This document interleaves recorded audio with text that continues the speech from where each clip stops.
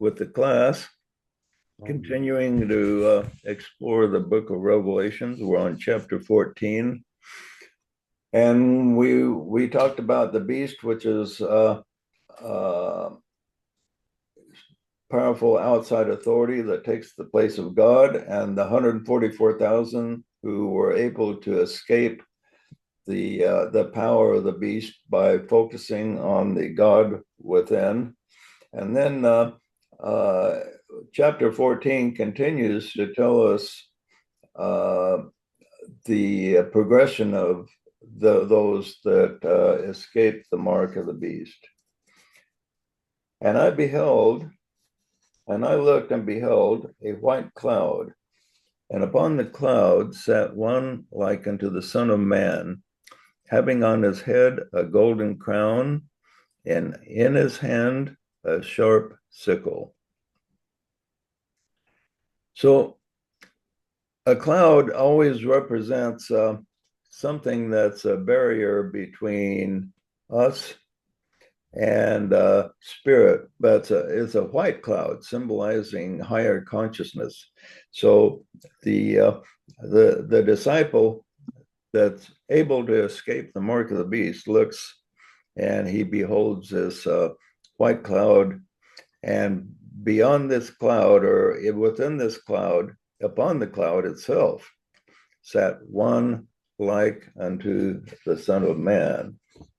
Now you notice it doesn't say the Christ, but it says one like unto the Son of Man.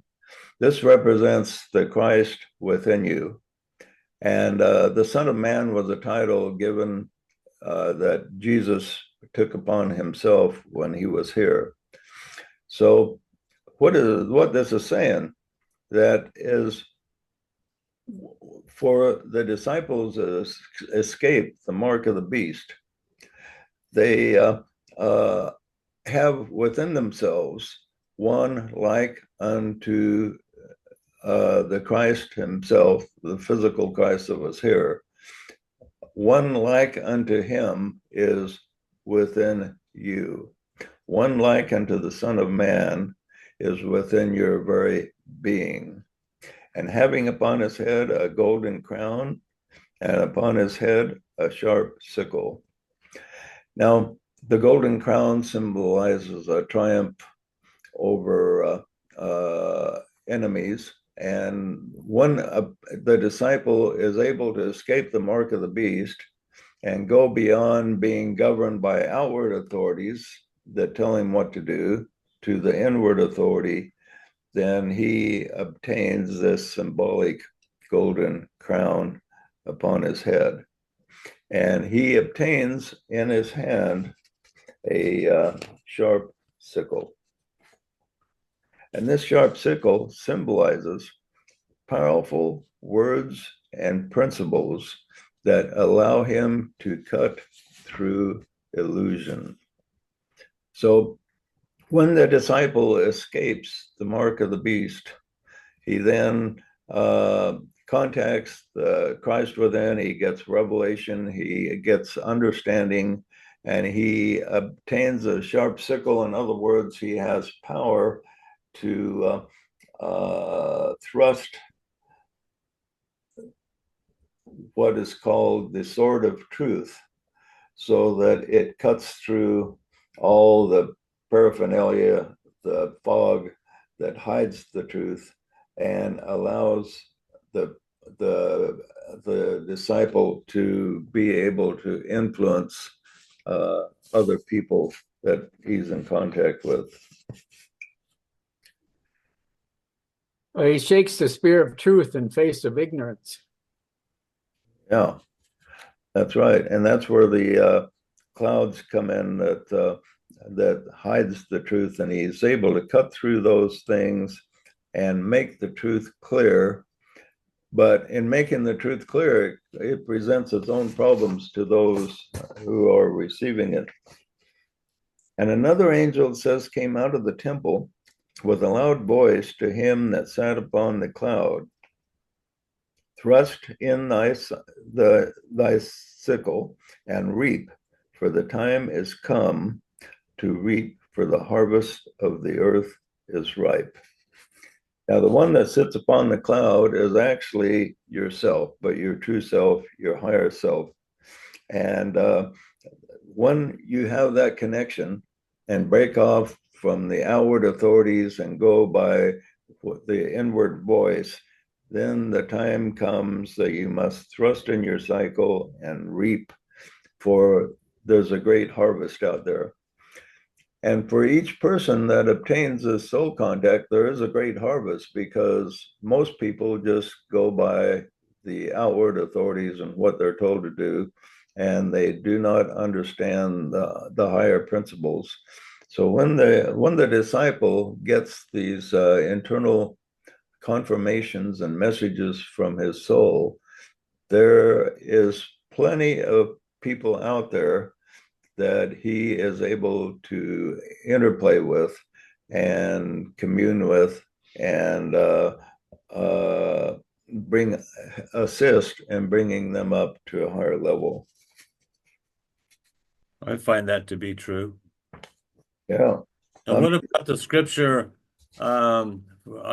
Jesus comes in the clouds, and every eye shall see him. Does that mean that people awaken their third eye and they overcome illusion? Right. Clouds are symbolic of barriers between us and higher reality and higher spirit. So he comes in the clouds, which means that it's difficult for people to see him coming because he's hidden in the clouds, so to speak. Right. So we have to disperse those clouds, and then we can see the true second coming, which is one interpretation of that. And there's several interpretations of the second coming. One, of course, eventually we will have a physical avatar as a representative of that. But before then, we have a second coming within ourselves, where the Christ comes and he's in the clouds that of our consciousness that are in between us and spirit, and we disperse those clouds and we see the Christ from as the clouds are dispersed. So every eye shall see him is about those that have dispersed the clouds of illusion and can see clearly. Yeah, everybody will eventually look through the clouds of illusion and discover their true self. Everybody will eventually do that. You mean even Ed? Yeah, even Ed. Even you. Even all of us. Yeah. It'll be a group dispersion of the clouds. And he that sat upon the cloud thrust his sickle into the earth, and the earth was reaped. And this is the responsibility the disciple has, is once he achieves soul contact, then he must help others achieve it. So in helping others achieve it, he's thrusting in his sickle into the earth, and the earth was reaped. So Curtis here, I see him on the screen. He's really enthused about a lot of stuff he's come up with, written a book. And so he's thrusting in his sickle and reaping people, trying to bring them into what he's, the vision that he sees from his own soul. Yeah, and it's a lot of fun. It's very rewarding. And I tell everyone, write your own materials. Like when Hercules went to perform his labors and he was given all these great gifts, he said, I can't do anything with these gifts. They're not mine. So he gave them all away, and he went out and he cut down this sapling, and and made a staff out of it. And he says, this I can use. This is from my own hands. And so I encourage everyone to, write down your thoughts on the gathering and on these new ideas, and use your own tools, your own talents and resources. Until you do, rely on other people's books and writings and whatnot. But you should come up like Asaph. Asaph could write really incredibly profound material. and use it. You could and use it to influence people around you into a greater measure of light. And to those that aren't really into writing, everybody has a circle of people they're in contact with. And whether you realize it or not, you have a lot more influence over them than you think, because they pick up things. This is one thing that DK talks about is, and telepathy in that is that people are picking up more by telepathic means than seems like. And when within the circle, everybody has a circle of contacts, friends, associates, people they work with in their job, their clubs they join, whatever. They're all their associations. Family. And people will pick up things about you on subtle levels. So you're just giving stuff out even though you're not aware of it. And then when you actually speak to them, you have an opportunity to, if your words are light and connected to the soul, they will register, and it has subtle effects on them. So even if you think you're not going out and proselyting, so to speak, you are still having an effect on all of your contacts. Isn't that right, Asaf? Don't you think you have an effect on people? Yes, I do. I try not to curse them in my thoughts. Yeah, sometimes you feel like you have to resist that temptation, don't you? Yes. Yeah, I do feel I have influence with my um, the way I interact and the way I act when I'm surrounded with people. I am aware of it. Yeah, yeah.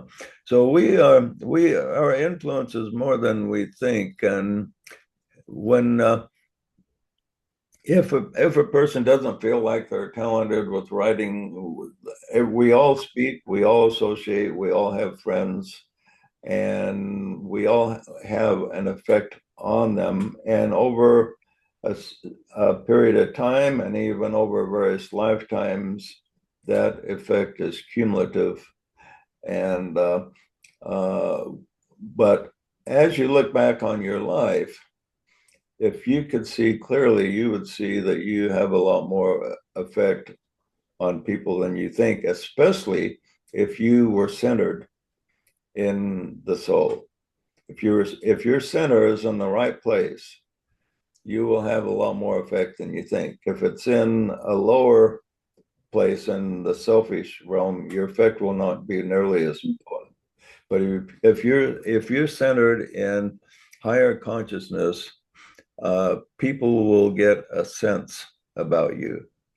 And if they're really in a lower consciousness, they'll immediately pick up that you are different from them and they won't like you. But it kind of will force them to eventually examine, well, why don't I like this guy? You know, eventually they will be forced, maybe not even in this lifetime, but as they encounter you, because you encounter people, a lot of the same people from one life to another. And in one life, they may be an enemy, but in another life, they may turn into a friend and maybe even a disciple. But so what they look at from the other side is not just really just short-term effect, but there's long-term effects on little things that you do and say in this life. Yeah, and just pay attention to windows of opportunity as they open. Listen, and people, because their soul wants to receive information and higher impressions, their soul is going to open a little window, and there you are to insert maybe just a word or two, or a phrase, or an invitation. But just be aware of those windows that their soul is opening for you to have an effect. Okay, good. And another angel came out of the temple, which is in heaven, he also having a sharp sickle. And another angel came out from the altar, which had power over fire, and cried with a loud cry to him that hath the sharp sickle, saying, Thrust in thy sharp sickle, and gather the clusters of the vine of the earth, for her grapes are fully ripe. So this first angel came out of the temple. The temple symbolizes our lower quaternary, which is our basically our physical reality here. And this symbolizes that since it's an angel over it, and symbolizes the control of the lower self. When the lower self is in control, then we're ready to harvest, because we have to use the lower self. We can't go and have interplay with people just on a really high spiritual level when you're maybe working as say a real estate agent or whatever. You do not talk about high spiritual principles, but you have to use, and even if you're a teacher, you have to teach by using the elements of your lower self, by speaking with your physical body, by using your feelings, your mind, your reasoning. And this is the angel, this is the temple from which the angel reaps with a sharp sickle. Now, there's another angel, it says, which had power over fire. Now, the angel with power over fire symbolizes the spirit. So we have an angel from the temple and an angel with power over fire, which is the higher part of your nature that's in connection with the Christ within, the Holy Spirit, the spiritual realms, the higher self, so to speak.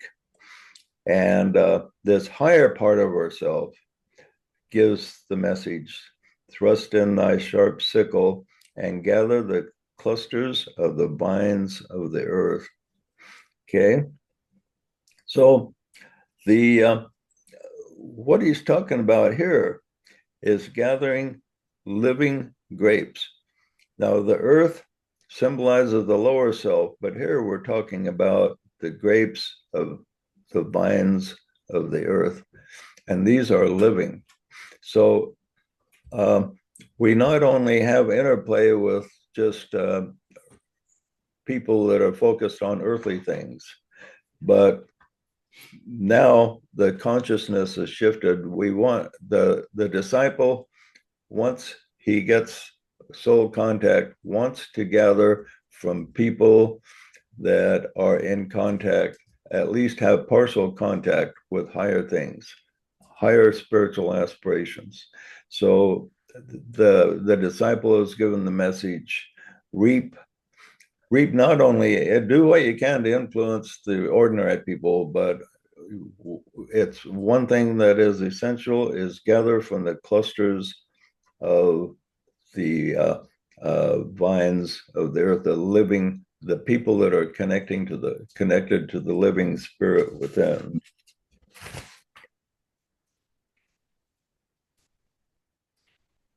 It's a little bit like the parable of the net, where Jesus talked about fishermen throw in the net and they gather fish of every kind. And then when they bring them in, they select the good fish and throw the other fish back. So the disciple has influence with the just the ordinary people that are into the self, and he does what he can with them. And if they won't proceed further, then he moves on and gathers the living fish, the people that want to know more about the true spiritual reality. And the angel thrust his sickle into the earth and gathered from the vines of the earth and cast it into the great winepress of the wrath of God. and the winepress was trodden without the city, and blood came out of the winepress, even up unto horses' bridles, by the space of 1,600 furlongs. Wow. You know how big 1,600 furlongs is? Isn't the furlong 60 feet? Yeah, I've figured it out. It's about 200 miles square. So it's about the size of Palestine itself. So this is something, a lot of people say that the book of Revelation will physically manifest. Well, this is definitely not something that's going to physically manifest. You're not going to have blood. Well, horses' bridles would be about 6 foot high. Blood being 6 foot high for 200 miles square, that's just not going to happen. About 7 hands, of course, in horse parlance. Oh, is it? I did not know that. Yeah. Okay. So what does this mean? This is obviously has to be interpreted symbolically, as all the book is pretty much needs to be interpreted symbolically, whereas people are looking for a literal interpretation. But this is one perfect example of it has to be symbolic. But what's interesting, okay, he gathers from the vines of the earth. In other words, the living people, and a living vine.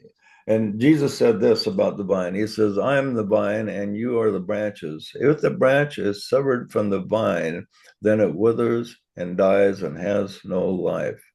So those vines of the earth are those that are connected through the soul to the higher self, to God. Okay, so they have a connection to the source of life. And those that recognize this connection to their source are the ones that the 144,000, the people that have some soul contact, these are the ones that they will gather, that they will teach, that they will influence, and try to bring them up to their next step. Into the vine. Right. But what's interesting is the they were thrown into the great wine press. Okay, so a wine press takes all these grapes and it crushes them until the juice comes out. What do you think this symbolizes? Okay, Curtis, let's let somebody else comment on this. What do you think that symbolizes? Let's see if somebody else can come up with what that may symbolize. So what happens to, look at it this way. We have a person that's seeking truth. He's on the path. He encounters a disciple that lifts him up to a higher level, and he starts to come up to a higher level, and he's thrown into this wine press that crushes him and brings out juice and that's symbolic of something others can drink to give them pleasure. Okay, so how are you crushed in the wine press when you approach your next step towards spirit? What do you guys think? Well, it's your dweller on the threshold, all of your past karma. Yeah, the dweller has a lot to do with it. It gives you all kinds of problems to deal with. And let's see, who can we pick on here? What do you think, Adam? What do you think that means? Have you kind of felt that you've been thrown into a wine press a little bit and have to have spiritual pressure on you to get closer to the spirit? Yeah, I mean, working through the personality, working with other people, can bring a lot of probably some tension. But yeah, you sort of, I think that's the way you get the good juice out is you squeeze it. And so we're all we're all being molded and continually, through. And then you have, when you're kind of a disruptor, maybe in your family or in your religious groups, then you can tend to have a lot of things coming at you. This also applies to groups. Say the disciple gets a group together and they will have a lot of conflict among them. They won't agree on everything.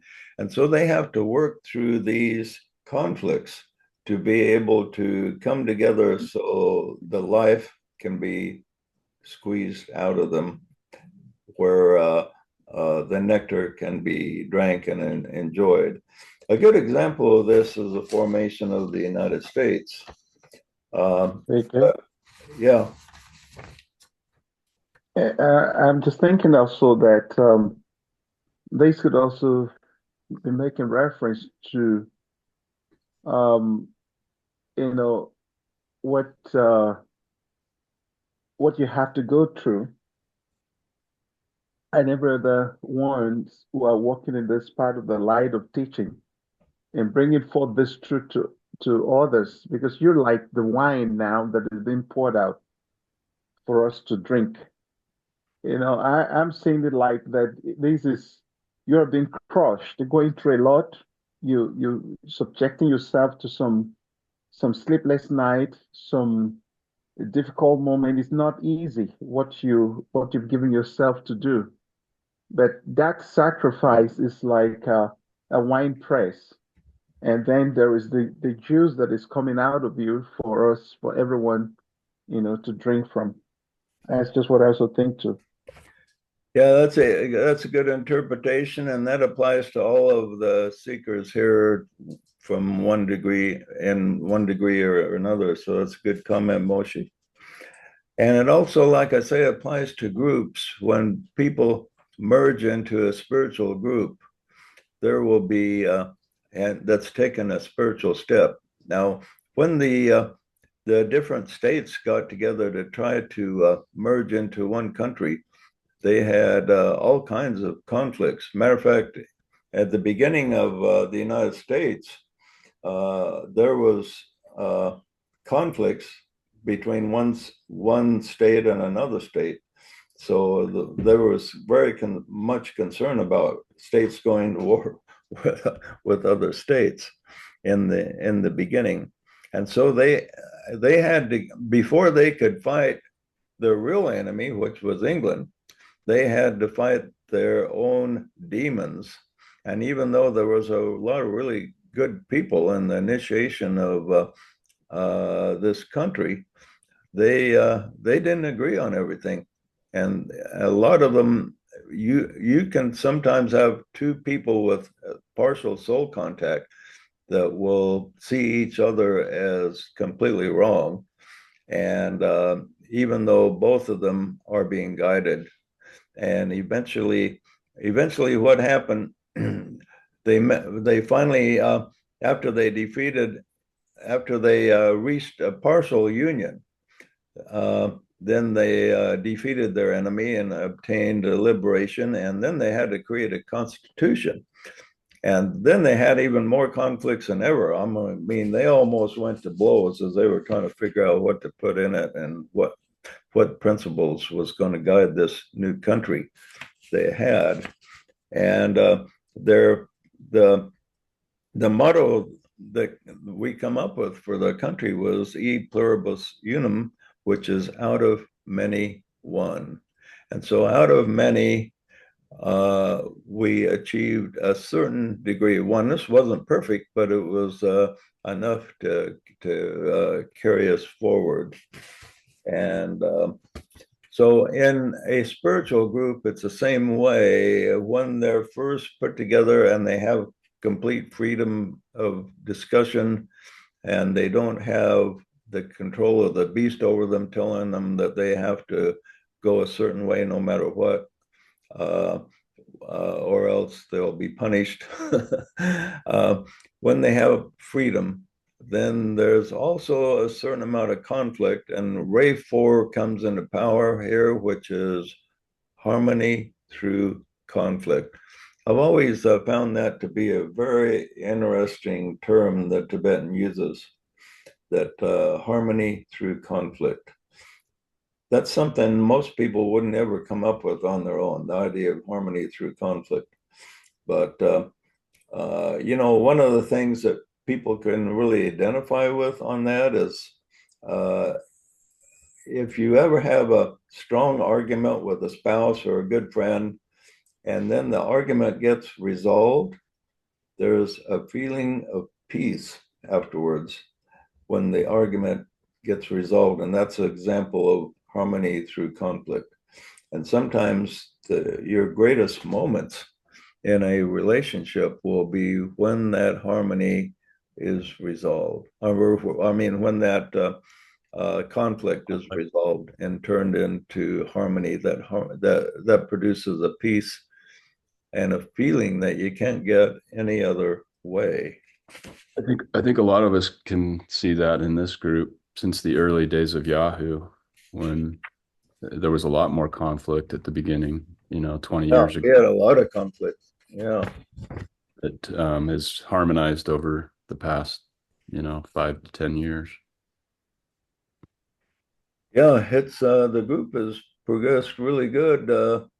The one advantage of the conflict that give me I come up with a lot of teachings to guide us toward more harmony, and most of the people here appreciate those teachings, and it's helped us to become one. But without that conflict, a lot of the stuff I have written wouldn't have been written.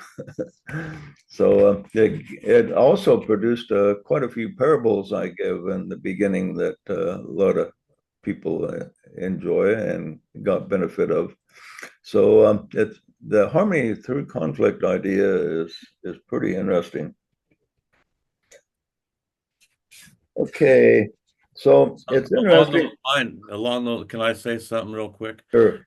Because we're going through that exact same thing that you're talking about in this book, Externalization of the Hierarchy. And the Tibetan says that as we go through different initiations, whether it's personal, group, national, or even the world, he says you have to reach certain points of tension.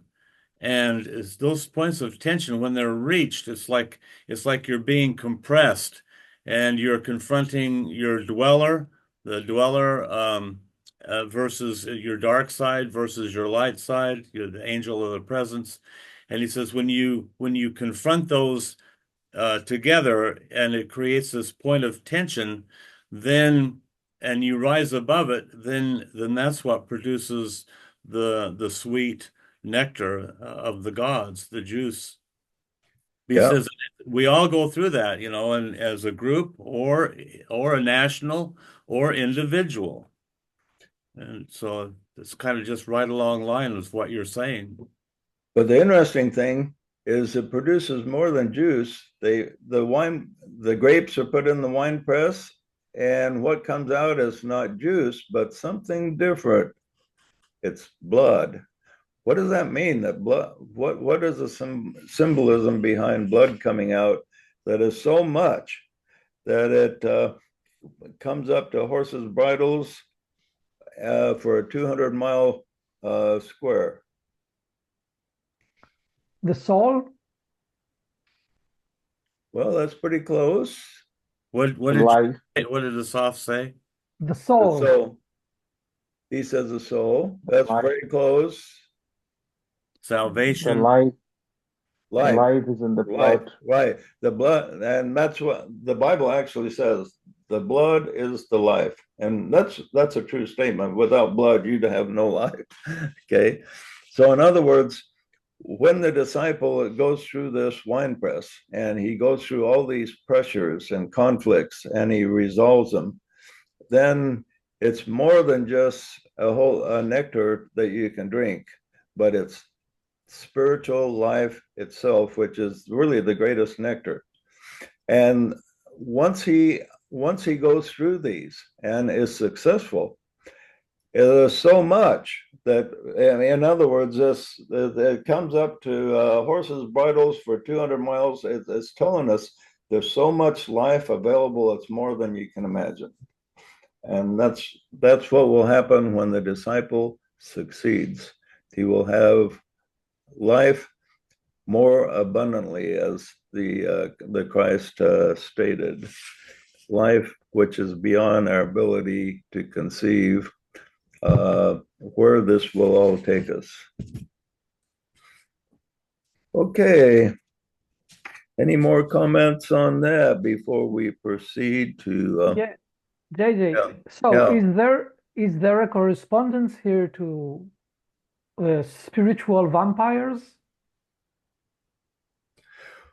Well, that's a different subject here. Those are people that have the mark of the beast, are suffering from all kinds of vampires out there.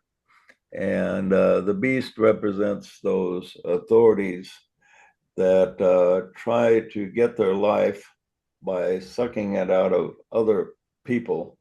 Whereas when you escape the beast, then you escape these vampires that are trying, and you connect yourself to the true vine. And compared to trying to get life out of these outward authorities, compared to the inward authority, is like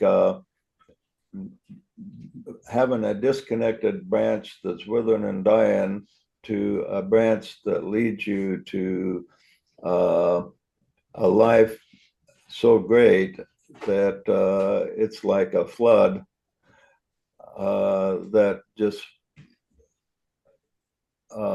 as far as the eye can see, is nothing but love, peace, harmony, and goodness and enjoyment. And so the reward is great, but we don't see that reward until we go through that wine press. And we don't see that reward until we go through the gathering process, because when people gather and their power blends and merges and expands exponentially, then it creates a greater measure of life. That's the value of the collective. And then, like you say, when we link that up to higher power or to the fifth kingdom, and that energy flow permeates downward and stimulates or activates the collective in a gathered condition, that's what produces all that spiritual power. Yeah. It won't happen to people in a separated condition. They have to be gathered. Yeah, you can only do so much alone, and then you have to apply the principle of Christ and reach out and bring others in to the spiritual realm with you. You cannot go to heaven alone. You got to use that sickle. Yeah. That's interesting that you put all that together, Joe. Well, thanks, Curtis.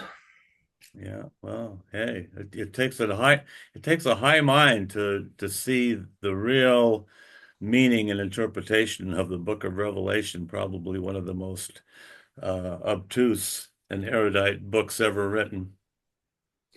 I remember the first time I read it, I thought I don't hardly understand a word that's in this book. but I recognize that it was very, very significant and deep. That's about the only thing I got out of it when I first read it, that I want to understand this. Well, I think of all your writings, this is, in my opinion, the deepest and the